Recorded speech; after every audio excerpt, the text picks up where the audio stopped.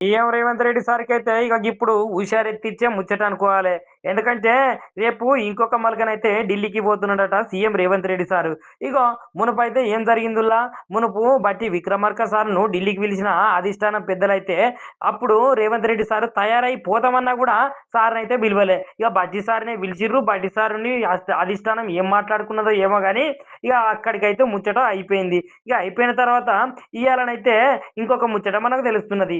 రేపే సీఎం రేవంత్ రెడ్డి సార్‌నైతే ఢిల్లీకి పిలువబోతున్నారట అధిష్టానం. ఇక ఏఐసీసీ పెద్దలతోటైతే భేటీ అవ్వడానికైతే రేపు ఢిల్లీకైతే పోతున్నాడు సీఎం రేవంత్ రెడ్డి సారు. ఇక మరి ఆ ఢిల్లీలో ఏం ముచ్చట్లు మాట్లాడతాడు? తెలంగాణకు సంబంధించిన ముచ్చట్లేం మాట్లాడతాడా? లేకపోతే తెలంగాణ ప్రజానికి లేకపోతే లేకపోతే తెలంగాణ ప్రజానీకానికి ఇచ్చిన హామీల గురించే మాట్లాడతాడా?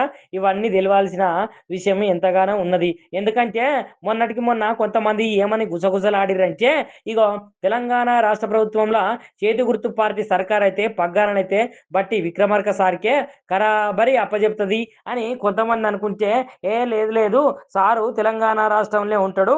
గట్లెందుకు సీఎంను మారుస్తారని ఇగో ఇంకో కొంతమంది అంటున్నారు. ఇక ఏది ఏమైనప్పటికీ మనమే చూసుకుంటా ఉండాల్సిందేనుల్లా. ఇక సీఎం సారు ఢిల్లీకి పోయి మళ్ళా తెలంగాణకు ఏ వార్తతోటి మళ్ళా ఇటు వస్తాడో అనేది.